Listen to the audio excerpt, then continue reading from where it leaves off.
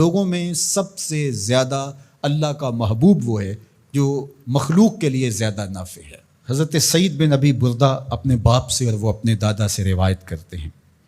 کہ آقا کریم علیہ السلام نے ارشاد فرمایا علی کل مسلم صدقہ، ہر مسلمان کے اوپر لازم ہے کہ وہ صدقہ کرے۔ تو ایک شخص نے عرض کی کہ اگر کوئی شخص اس کی استطاعت نہ رکھتا ہو تو پھر وہ کیا کرے؟ فرمایا کہ وہ اپنے ہاتھ سے کوئی مزدوری کر لے اور اپنا پیٹ بھی پالے اور اس میں سے کچھ بچا کے اپنے ضرورت مند بھائیوں کی مدد کرے۔ جب حالات ایسے ہوں تو وہ کچھ مزدوری کر کے ان کے درد کا مداوع کرے۔ عرض کی حضور اگر کوئی یہ بھی نہ کر پاتا ہو تو آقا کریم نے ارشاد فرمایا وہ کسی مشکل میں پھنسے ہوئے شخص کی، کسی حاجت مند کی ضرورت کو عملاً پورا کر دے، کسی پھنسے ہوئے کو نکال دے، کسی ڈوبتے ہوئے کا ہاتھ پکڑ لے، کسی کا بوجھ اٹھا کے کمر پہ لاد کے منزل تک پہنچا دے، کسی دکھی کے کام آ جائے تو وہ عملاً کسی پھنسے ہوئے مشکل میں مبتلا شخص کی مدد کر دے، اس کی اعانت کر دے، اس کی نصرت کر دے، تو یہ بھی اس کا صدقہ ہے۔ کیلا حضور سے عرض کیا گیا ارأیت ان لم یستطع، اس میں اتنی سخت بھی نہ ہو کہ کسی دکھی کا ہاتھ پکڑ کے کسی مجبور کی مدد کرے، اگر اس کے پاس یہ طاقت بھی نہ ہو تو آقا کریم نے ارشاد فرمایا قالا یامر بالمعروف او الخیر، وہ نیکی کا حکم دے،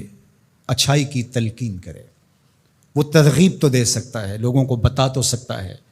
کہ فلاں گلی میں ایک فاقہ زدہ شخص زندگی اور موت کی کشمکش میں ہے، لوگوں اس کی مدد کو پہنچو۔ وہ دہائی تو دے سکتا ہے، وہ شور تو مچا سکتا ہے، اپنے بھائیوں کی مدد کے لیے لوگوں کو تحریض تو دے سکتا ہے، ترغیب تو دے سکتا ہے، ابھار تو سکتا ہے۔ پھر عرض کی گئی ارأیت ان لم یفعل، کہ حضور اگر وہ یہ بھی نہ کر سکتا ہو تو آقا کریم نے ارشاد فرمایا اس کا وجود کسی کے لیے شر کا ذریعہ نہ ہو، اس کا وجود کسی کے نقصان اور ضرر کا سبب نہ ہو، فرمایا فإنھا صدقہ، اس کا یہی صدقہ ہے۔ کسی کو سکھ نہیں دے سکتا تو دکھ نہ پہنچائے، کسی کی مدد نہیں کر سکتا کسی کو دھکا نہ دے، کسی کی خیر خواہی نہیں کر سکتا تو بدخواہی کا مزاج چھوڑ دے، تو یہی اس کا صدقہ ہے۔ اللہ اکبر۔ تو اللہ کے محبوب علیہ السلام نے ہمیں ایک لائحہ عمل دیا، میں اور آپ دیکھیں کہ ہم ان میں کس مقام پہ کھڑے ہیں۔ اللہ نے اگر ہمیں مال فراواں عطا کیا ہے ہماری ضرورت سے زیادہ تو ہمیں اس میں سے صدقہ کرنا چاہیے، دل کھول کے صدقہ کرنا چاہیے۔ حضور علیہ السلام نے 3 چیزیں قسم کر کے کہیں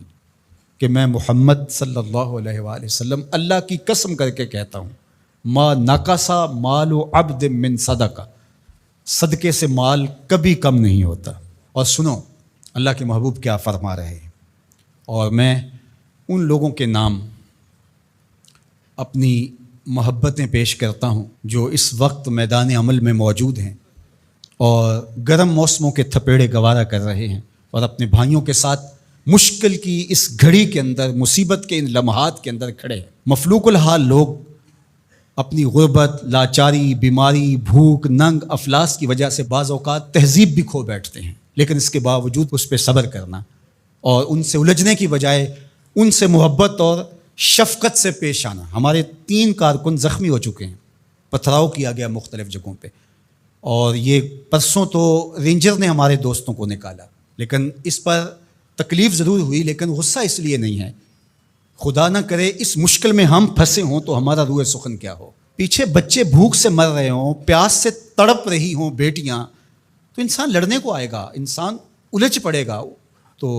دوستوں نے کہا کہ ٹھیک ہے، قریبی علاقوں کے اندر آپ یہ جو ٹرک وہاں آپ کے پاس موجود ہے بانٹ کے آ جائیں، سامان سے زیادہ جانیں اہم ہیں۔ تو میں سلام پیش کرتا ہوں اپنے ان ساتھیوں کو۔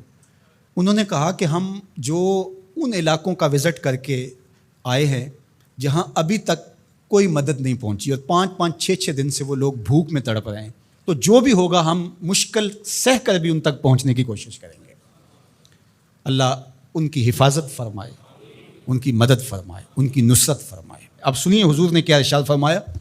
یہ میرے ان دوستوں تک جب میسج پہنچے گا تو ان کو بہت تسکین ہوگی۔ آقا کریم علیہ السلام نے ارشاد فرمایا کہ میں اس مسجد میں، یعنی مدینہ المنورہ کی اس مسجد یعنی مسجد نبوی میں 1 مہینہ اعتکاف کروں، اس سے زیادہ محبوب رکھتا ہوں کسی مومن کی حاجت کو جا کے پورا کروں۔